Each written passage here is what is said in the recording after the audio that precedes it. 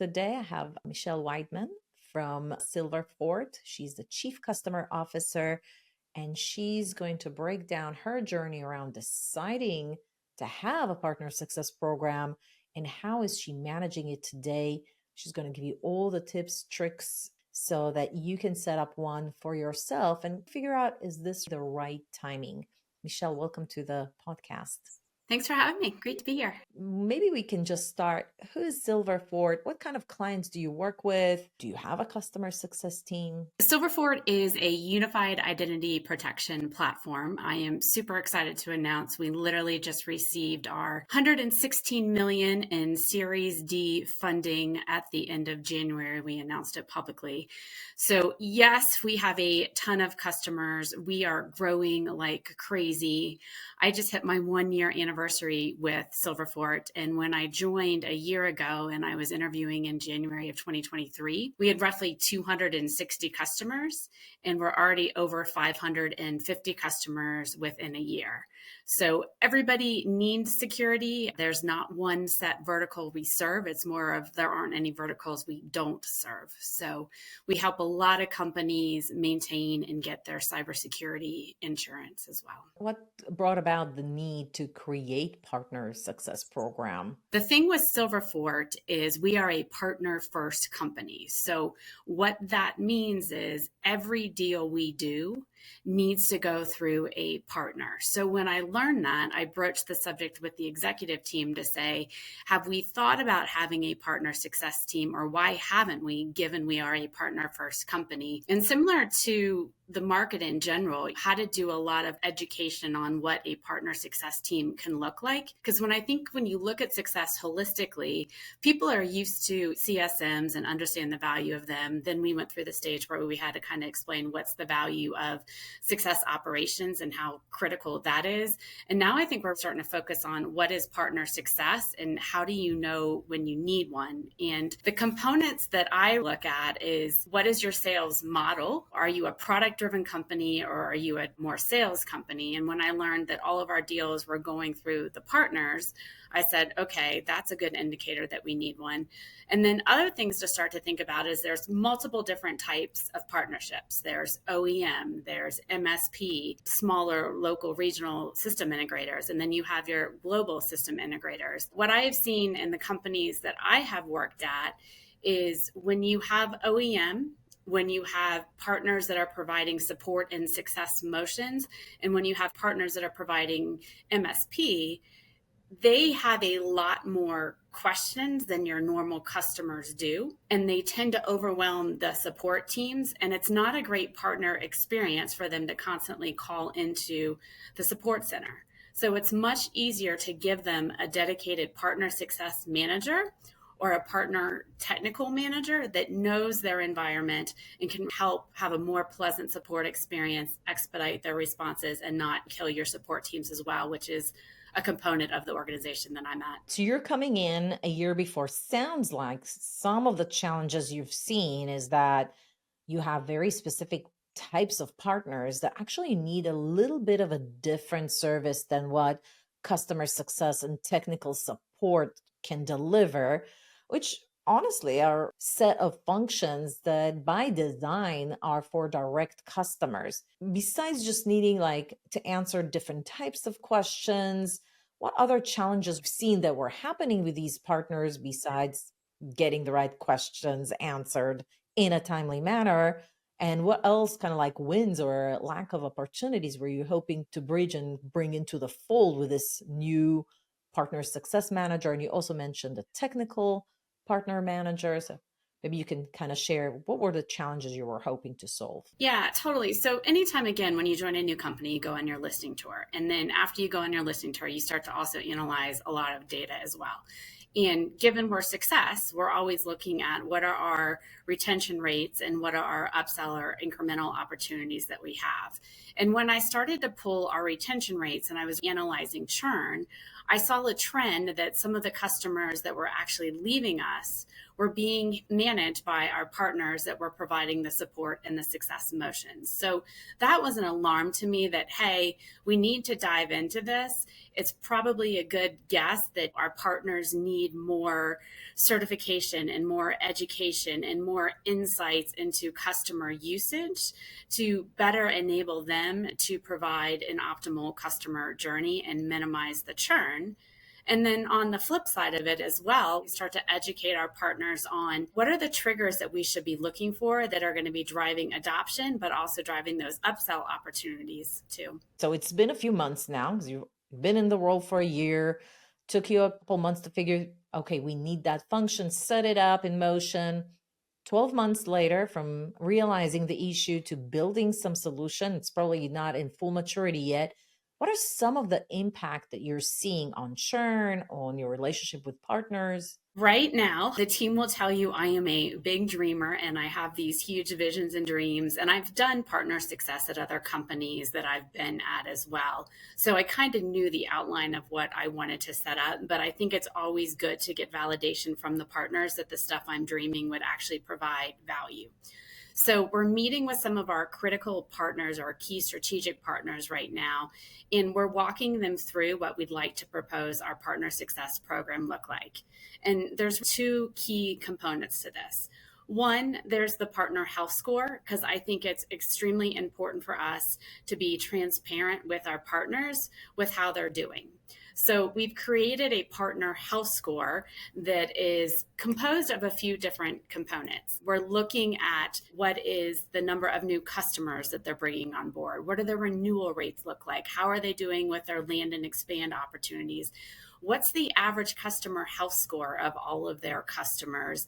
And then how much of their certifications? We launched Silverfort Academy last year, which is an enablement program that we use internally with our partners, and to your point, with our own customers as well. Are they up to date on all of their certifications? And then the last component is, what are the joint marketing activities that we're doing together? So that's kind of like crawl and giving them the visibility to that so they're aware that this exists. And then walk would be, once we have this established for all of our partners, we'd like to be able to give them better insights into how they compare to our other partners to create some healthy competition in that as well. Sounds like right now you're doing a roadshow and you're gradually getting all the partners set up, which I think is a very acceptable phase to be in, given that you literally joined the company a year ago and it takes a while to set these things up.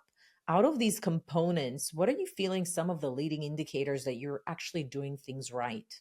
What resonates with your partners? Yeah, so I mentioned the partner health score. The component that I haven't talked about yet that the partners are excited about, especially a lot of the smaller local SIs, which are my favorite partners to work with because I feel like hungry and they oftentimes drive incremental revenue and new services more so than our own internal account executives do. So we use a customer success platform internally. We are actually setting up the ability to enable our partners to use it with their set of customers as well. And the beauty of this is we can now enable them to set up triggers so they can start to monitor all of these things on their own. So if a commercial customer that only bought a 1-year agreement hasn't deployed within 30 days, we want to alert everybody on that because that's a risk of churn. Now, the flip side would be true as well. If they have a customer that's 80% deployed on their usage, we want to give them a trigger on that so they can reach out to them and start to have the conversation about, hey, you're doing a great job with adoption. We're in a new year. What projects do you have on the roadmap? Do we need to budget additional money to expand Silverfort into these other key areas for you? A lot of the smaller SIs don't have a system that they're using to track all of their notes and when's the last time they touched a partner. So we'll be able to set triggers on engagement and adoption and usage and automatically create health scores for them based on the metrics we're using as well. And to see their faces when you show them this is so exciting because they get so excited. What are the key questions that they are now able to answer they were struggling with before that you think that they are most excited about? A lot of it depends upon the role within the partner. More of the partner operations folks appreciate the visibility into the revenue streams because we can show them the expected amount of revenue based on if their customers did a 1 year, 2 year, 3 year, multi-year deal or whatever. So the marketing ops people get excited about that, as do the finance and the C-level folks that we interact with. The folks that are managing the day-to-day health of the customers just get so excited by having this additional visibility so they can start to have those trusted advisor conversations with their own customers around usage and where should we go next. And hey, you've only opened 0 support tickets, which a lot of people think is a good thing, but it's actually one of the largest indicators of churn is if you haven't opened a support ticket, or the opposite. We've got somebody that's opened 20 support tickets. It's, hey, did you know Silverfort Academy is available? And there's all these certifications and enablement programs out there. How can we help you better adopt the solution? I think there was one more thing that you built that was exciting, because now that you have the data, you built some dashboards. Maybe you can walk us through some of the dashboards you created. Like, as a CCO, what is important for you to track to know that your team is productive, efficient, effective? We try to make it as easy as possible for our own CSMs to ingest and interpret, along as our partners. So giving them an overall dashboard that they can look at, outlining all of their customers, outlining the customer health of their customers, outlining what stage of deployment they are in, what version of the software they are on is helpful. The ops people like to know when is the renewal coming up, as do the own partner health people, because again, if we're 90 days to renewal and somebody hasn't done a lot of deployment, that's a concern for churn. So we want to get them in front of them sooner rather than later so we can offer up health checks or whatever we need to do to drive that adoption of the solution. And then a lot of it is just specific customer data as well, like what have you bought versus what have you deployed, and understanding from the customer what roadblocks are they hitting as to why they haven't deployed more. So it's just a lot of granular data. Now, the interesting thing is too, if the partner wants to, they can actually integrate their Outlook with our CSP platform as well. So again, they have a single pane of glass to be able to track all their notes on the account, all the emails that were exchanged back and forth, and so on and so forth. I have this interesting concept called a rock star partner. Can you talk a little bit about that? I was just trying to give, when I sit in these sessions, I always like to see what people are doing. So what you're seeing in the deck is actually some examples of this. So I just created the name Rockstar Partner to actually protect the name of the real partner on there. And we've got bronze, silver, gold like everybody else does, but this is just to showcase the dashboard that our partners are now able to see. So what is a prospect in this? Basically, why do you have a prospect dashboard in this? Are you tracking how many prospects they're bringing in? Are they literally collaborating with you on any new opportunity that they have? Yeah, absolutely. So we have a different application where partners can submit their referral opportunities that integrates with our partner portal. And that is what we are leveraging to actually help create that partner health score that we talked about as well. So we can see all the opportunities they submitted, all the opportunities that were won, all the opportunities that were lost, which again gives our partner success manager some insights into, hey, you're doing great. You're closing more than you're losing. Or let's digest some of these accounts that you lost and debrief on them and strategize on maybe what we could have done different or better last time. Let's talk about how you built the team. You talked a little bit about what was the consideration for deciding to build a separate team.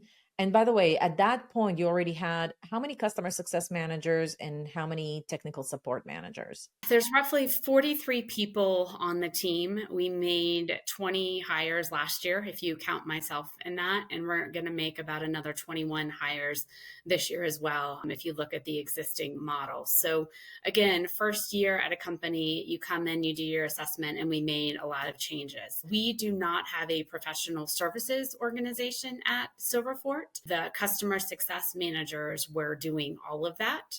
So we split that out because I think it's hard to focus and do everything. So we now have customer solutions specialists, which are doing the deployments and the training, then a shared resource in case customers need to come back around and will help with health checks or re-review architecture diagrams if a company wants to expand a lot with us or does a merger and acquisition that would push an expansion.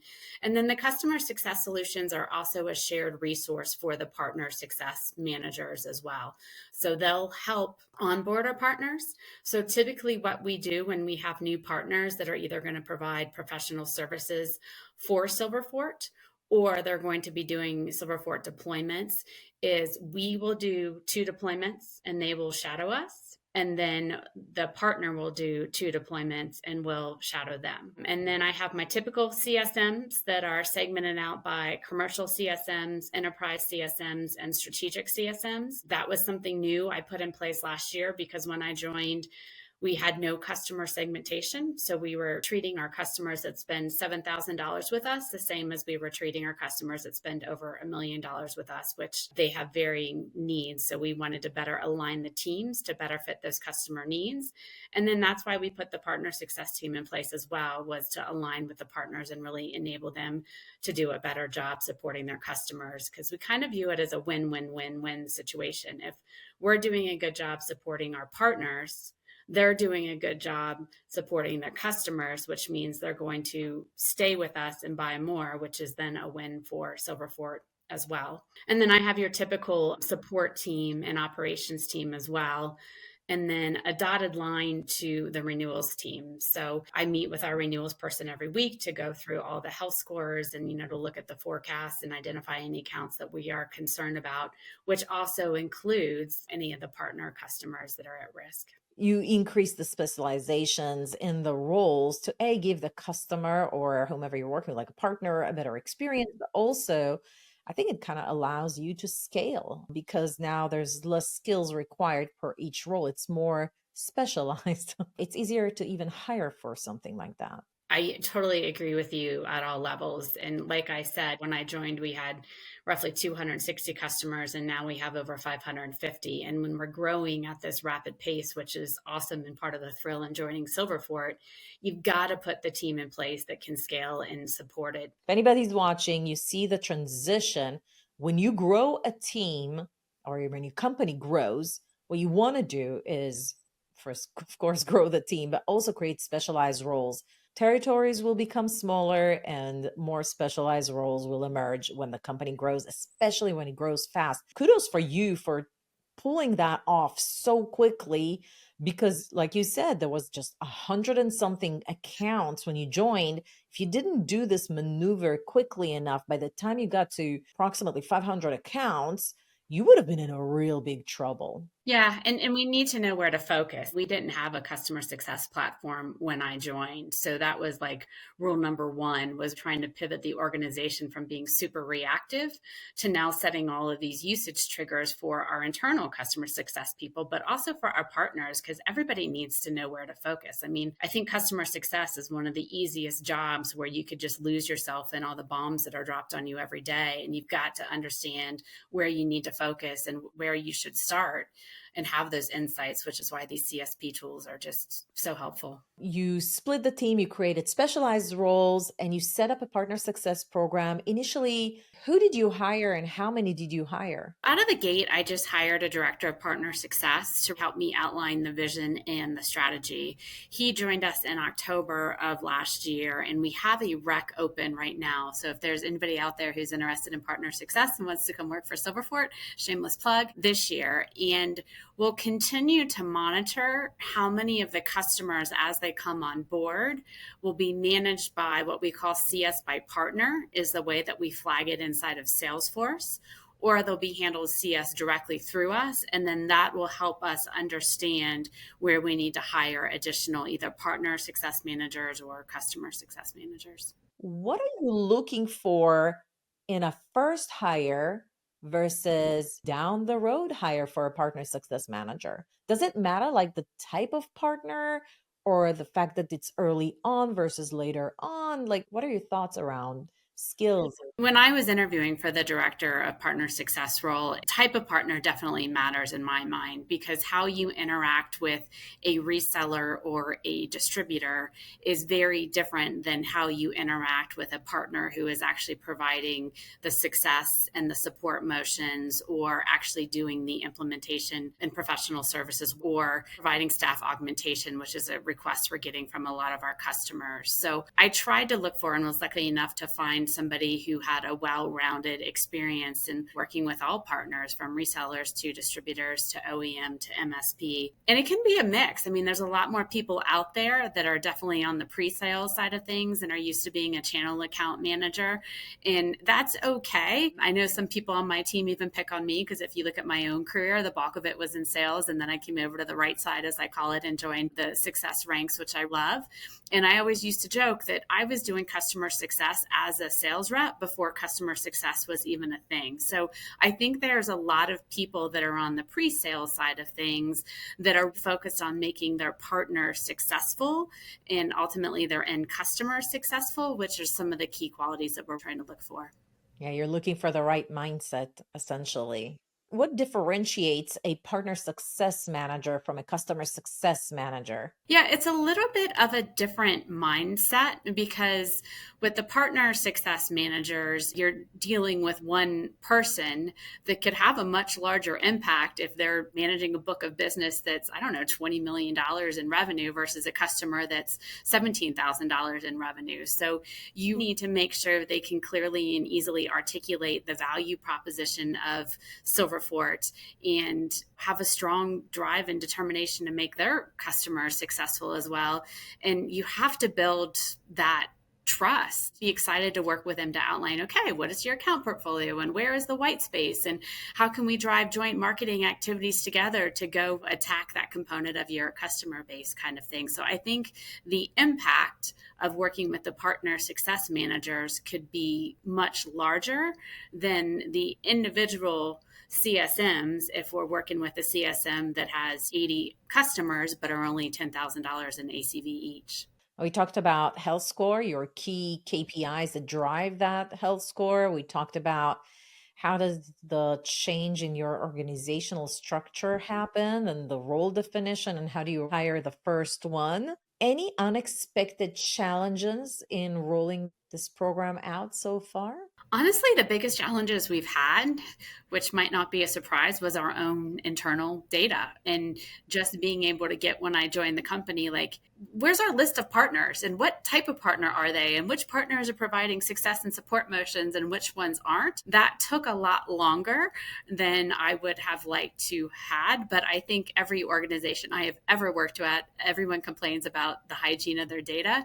So it was great that everybody jumped in and agreed that we needed to go ahead and clean up the data, because we needed that accuracy to actually be able to build out the program that we wanted to build out and actually present accurate partner health scores. What were some of the pushbacks from the partners? Were they really giving you all the information about their customers, or any kind of information that you wanted from them? Was there any kind of pushback on that? We definitely did get that, but we had all of their customer information already, because this isn't an OEM agreement where we've negotiated that we won't have access to their customer data.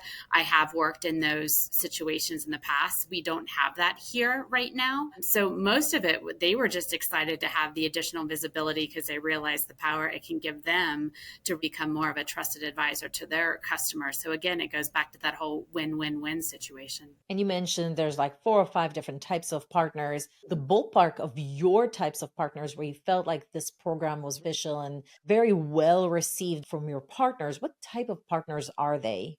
How would you classify, like the ballpark?